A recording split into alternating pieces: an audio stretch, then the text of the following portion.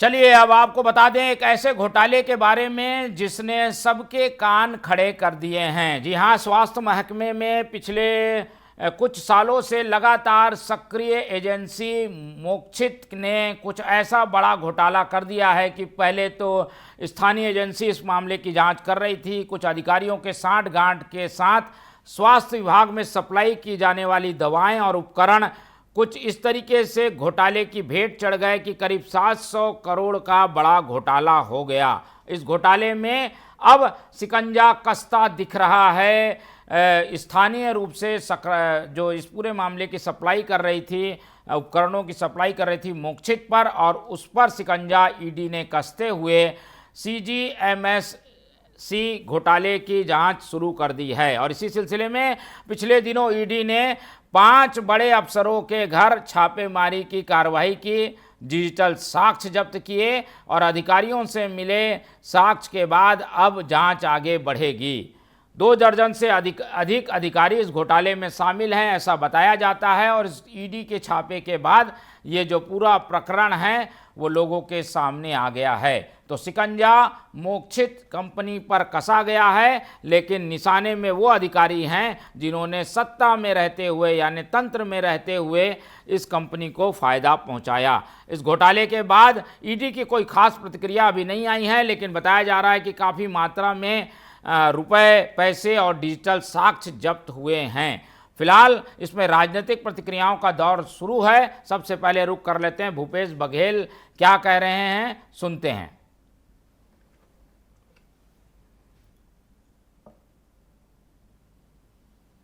एक ही केस है, अब उसमें ईओडब्ल्यू भी जांच कर रही है, उसमें ईडी भी जांच कर रही है, हो सकता है उसमें सीबीआई भी आ जाए। तो एक मतलब इनके पास विषय नहीं है क्या कि एक ही मामले को 3-3 4-4 एजेंसी जांच करे।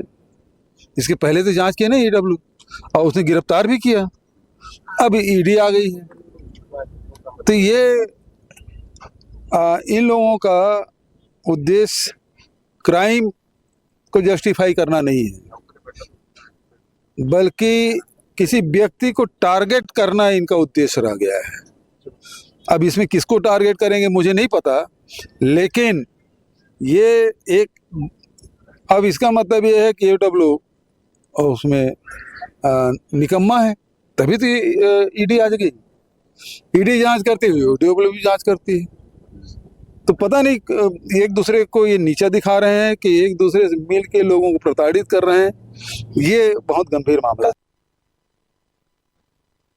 चलिए, गंभीर मामला है और स्वास्थ्य घोटाले के परतें जब ईडी खोल रही है तो कांग्रेस ने इस पर यह प्रतिक्रिया दी है कि अलग अलग इतनी सारी एजेंसियों के द्वारा जांच क्यों की जा रही है, क्योंकि स्थानीय स्तर पर ईओडब्ल्यू इस मामले की जांच कर रही है और गिरफ्तारियां भी की जा चुकी हैं। लेकिन अब अफसरों और इस पूरे घोटाले से जुड़े कंपनियों के जो ठिकाने हैं उस पर छापेमारी की कार्रवाई की गई है। कांग्रेस की प्रतिक्रिया हमने सुन ली। ईडी इस मामले में अभी भी जांच कर रही है, पूछताछ जारी है, इसलिए प्रेस नोट अभी सामने नहीं आया है, लेकिन जल्द ही एक बड़ा खुलासा इस जांच के बाद हो सकता है, ऐसे आसार हैं। रुक कर लेते हैं इस पूरे मामले के अपडेट के लिए हमारे संवाददाता दुर्ग से जुड़ रहे हैं सुबोध तिवारी। सुबोध तिवारी हमारे संवाददाता, उनसे सीधे बातचीत करेंगे और जानेंगे कि आखिर इस मसले में अब तक हुआ क्या है। बताया जा रहा है कि करीब 14 घंटे से पूछताछ जारी है। सुबोध बताइए क्या अपडेट है नया। देखिए मोहन जी, अगर बात करें सीजीएमएससी घोटाले को लेकर, खासकर छत्तीसगढ़ मेडिकल कॉरपोरेशन लिमिटेड के को लेकर, जिसमें कि 600 से 650 700 करोड़ के आसपास का अनुमानतः जो भ्रष्टाचार के बारे में जानकारी सामने आई है, उसे लेकर इसमें चिकित्सा विभाग से जुड़े वो तमाम अधिकारी जिन्होंने पिछली सरकार के दौरान ऐसे उपकरण, रिएजेंट और दवाइयों की खरीदी की थी, वितरण किया था, इन ऐसे अस्पतालों में वितरण किया था जहां पर जिस मशीन को भेजा जा रहा है उस मशीन के न तो एक्सपर्ट हैं न डॉक्टर हैं, और जो रिएजेंट भेजा गया था वो रिएजेंट भी एक्सपायरी डेट वाले निकल रहे थे, और जो दवाइयां भेजी गई थी वह तक एक्सपायर्ड होने लगी थी, बहुत या फिर बहुत कम समय का कालातीत जो तारीख होता है वह उसमें दर्ज था। जब इस बात की जानकारी जांच एजेंसियों को लगी तो वे हरकत में आई। सबसे पहले तो एंटी करप्शन ब्यूरो और ईओडब्ल्यू ने छापेमारी की कार्रवाई की और मोक्षित कॉर्पोरेशन के एक संचालक शशांक को गिरफ्तार करके ले गई। फिलहाल दो भाई जो शशांक के और हैं, सिद्धार्थ और शरद, उसमें से एक फरार बताया जा रहा है और एक सिद्धार्थ और शांतिलाल जो चोपड़ा हैं उनके पिता हैं, वो दोनों फिलहाल हैं और जांच के दायरे में हैं। और जिस तरीके से जो साक्ष्य सामने आए हैं, चाहे वो एसीबी के पास हो, चाहे वो ईओडब्ल्यू के पास हो, चाहे ईडी के पास हो, तो उस साक्ष्य के आधार पर कार्रवाई जारी है। फिलहाल जांच पड़ताल चल रहा है। अगर कल की बात करें, जिस तरीके से ईडी सुबह 6 बजे मोक्षित कॉर्पोरेशन के जो संचालक है उनके घर और दफ्तर में पहुंची थी, तो सुबह 6 बजे से लेकर रात के 8:30 बजे तक जांच पड़ताल की कार्रवाई हुई, दस्तावेज हासिल किए गए, बयान लिए गए, उसके बाद ईडी यहां से निकली है। जैसा कि आपने बताया कि कोई भी स्पष्ट या पुष्ट जानकारी अभी ईडी के द्वारा नहीं दी गई है, तो कुछ भी कहना जल्दबाजी होगी। लेकिन इस बड़े घोटाले को लेकर जिस तरीके से बयान आ रहे हैं, उसमें कांग्रेसी नेताओं के बारे में बात करें तो भी इस बात को तो स्वीकार नहीं कर रहे कि यह बड़ा घोटाला हुआ है, लेकिन यह जरूर कह रहे हैं कि इस घोटाले को लेकर 2-2, 3-3 एजेंसियां जांच कर रही हैं। अभी तक इसमें कुछ मिल पाया है क्या सुबोध? ऐसा क्यों सुबोध, कुछ खास सबूत या कुछ पैसे, कुछ मिला है क्या अभी तक छापे में? अब तो स्थिति साफ हो गई होगी, 2 दिन हो गए।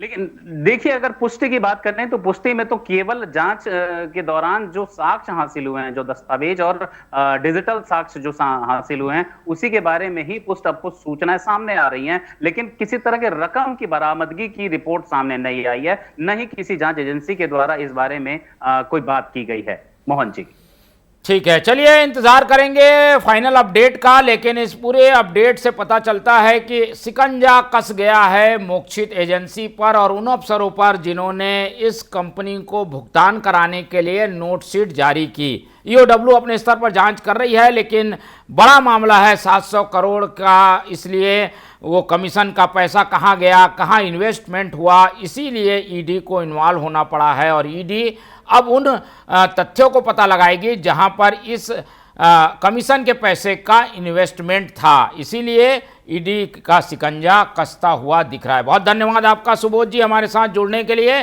तो ये जो पूरा मामला है जिसमें ईडी का शिकंजा कस गया है, इस पर हमारी निगाह बने रहेगी। तो इन दोनों खबरों के जरिए हमने जाना कि आज दोपहर की 2 बड़ी खबरें क्या हैं। फिलहाल हमारी इन खबरों पर नज़र बने रहेगी और आने वाले बुलेटिन में हम इसको लेकर आपको अपडेट देते रहेंगे। फिलहाल इस पूरे बुलेटिन में आज इतना ही। अगली बार फिर नए मुद्दे के साथ होंगे हाजिर। तब तक दीजिए मुझे इजाज़त। नमस्कार।